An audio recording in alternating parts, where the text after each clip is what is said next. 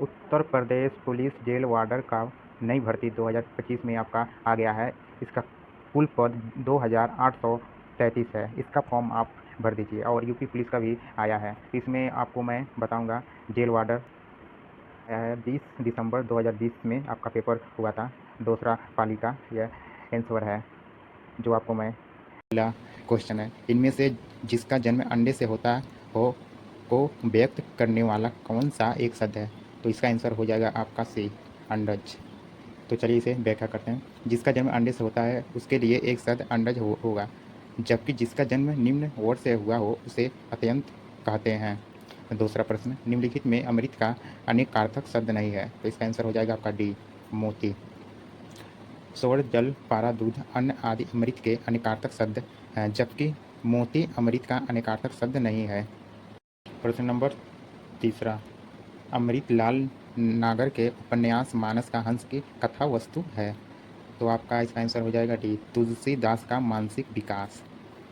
तो मानस का हंस अमृतलाल नागर द्वारा रचित हिंदी का प्रसिद्ध उपन्यास। इस उपन्यास में रामचरित मानस का रोम लोकप्रिय लेखक तुलसीदास जी के जीवन को आधार बनाकर लिखा गया। इस उपन्यास में तुलसी जी को एक सहज मानव के रूप में चित्रित किया गया है। यह रचना हिंदी साहित्य की एक अमूल्य निधि है। तो प्रश्न नंबर चौथा, गंगा मैया उपन्यास के लेखक हैं। तो इसका आंसर हो जाएगा आपका डी, क्या, अब्दुल बिस्मिल्लाह। आप इसे वीडियो को रोक कर आप इसे पढ़ लीजिएगा, ज़्यादा टाइम बर्बाद हो रहा है, इसलिए मैं सिर्फ आंसर और क्वेश्चन पे ध्यान दे रहा हूँ। निम्नलिखित वाक्य में आए खाली स्थान के लिए सही शब्द चुनिए। तो आजकल के नौजवानों के बुजुर्गों की खराब कर रखी है। तो इसका आंसर हो जाएगा आपका ए, जो कि मिट्टी, छुआ। प्रश्न, चैन की बंसी बजाना मुहावरे का सही अर्थ होगा। तो इसका आंसर होगा आपका ए, सुख से रहना। कुछ मुहावरे हैं, नीचे दिया गया है मुहावरा और ये इसका अर्थ है। तो चैन की बंसी बजाना यानी सुख से रहना। दूसरा ईद का चांद होना, बहुत दिनों बाद दिखाई देना। तीसरा 9-2-11 होना यानी भाग जाना। तो प्रश्न नंबर 7वां, लोग भूल गए हैं पर साहित्य अकादमी पुरस्कार पाने वाले कवि हैं। तो इसका आंसर हो जाएगा आपका बी, रघुवीर सहायक। प्रश्न नंबर 8वां, प्रस्तुत गद्यांश का शीर्षक होगा। तो इसका आंसर हो जाएगा आपका सी, निबंध क्या है। प्रश्न नंबर 9वां, हिंदी में निबंध का प्रारंभ कब से हुआ। तो आपका हो जाएगा प्रश्न नंबर उत्तर हो जाएगा आपका बी, भारतेंदु युग से।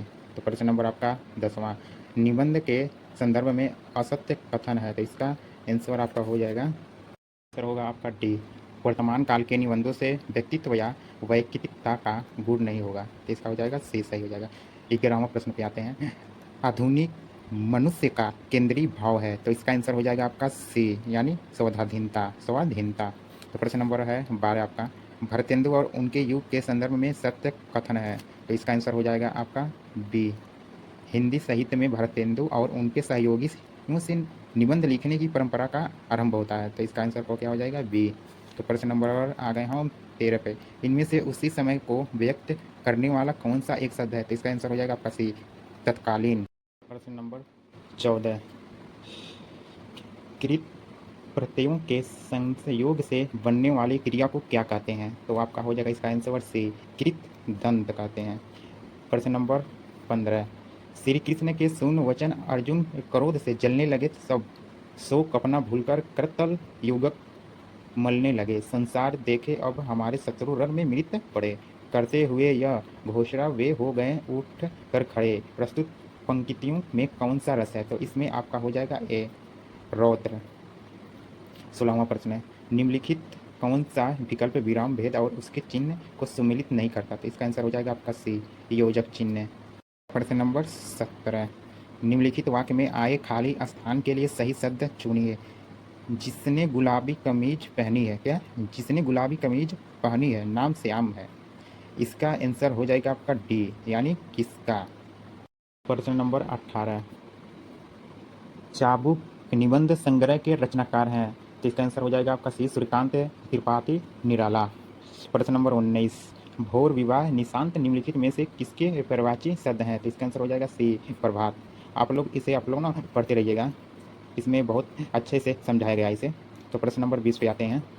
तुलसीकृत शब्द का समास विग्रह करने पर कारक की कौन सी विभक्ति मिलती है? तो इसका आंसर होगा आपका ए यानी द्वारा। 21वां प्रश्न पे आते हैं। निम्नलिखित में से कौन सा विकल्प वाक्यांश और उनके लिए एक शब्द की सही जोड़ी नहीं है? तो इसका आंसर होगा आपका डी, जो अनुकरण करने योग्य हो, विश्वसनीय। तो आप प्रश्न नंबर 22 पे आते हैं।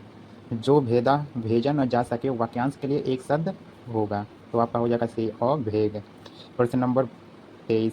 बयाल, उरग, पन्नग निम्नलिखित में से किसके पर्यायवाची शब्द हैं? तो इसका आंसर हो जाएगा डी यानी साप। प्रश्न नंबर 24। यहाँ पढ़ा नहीं जाता वाक्य में कौन सा वाच्य प्रयुक्त हुआ है? तो इसका हो जाएगा आंसर क्या? बी, भाववाचक। क्या? भाववाचक। तो प्रश्न नंबर हम आते हैं 25 पे। निम्नलिखित कौन सा उपन्यास साहित्य अकादमी पुरस्कार, क्या अकादमी पुरस्कार से सम्मानित नहीं है? तो आपका हो जाएगा सी, मन्नू भंडारी। क्या? मन्नू भंडारी। प्रश्न नंबर 26। निम्नलिखित में से कौन सा विकल्प शब्द और उनके अनेकार्थक शब्दों की सही जोड़ी नहीं है? तो इसका आंसर हो जाएगा डी आपका सरदे तालाब। प्रश्न नंबर 27। निम्नलिखित में असत्य कथन की पहचान कीजिए। तो इसका हो जाएगा आपका आंसर क्या? डी, सभी विसर्ग संघोष हैं। क्या? सभी विसर्ग संघोष हैं। प्रश्न नंबर 28। निम्नलिखित में से सही वाक्य की पहचान कीजिए। श्री कृष्ण के अनेकों नाम हैं। क्या? श्री कृष्ण के अनेकों नाम हैं। दूसरा, श्री कृष्ण के अनेक नाम हैं। तीसरा, श्री कृष्ण को अनेकों नाम हैं। डी, श्री कृष्ण का अनेक नाम है। तो इसका आंसर हो जाएगा आपका बी, श्री कृष्ण के अनेकों नाम हैं। तो आपका प्रश्न नंबर 29 पे आते हैं।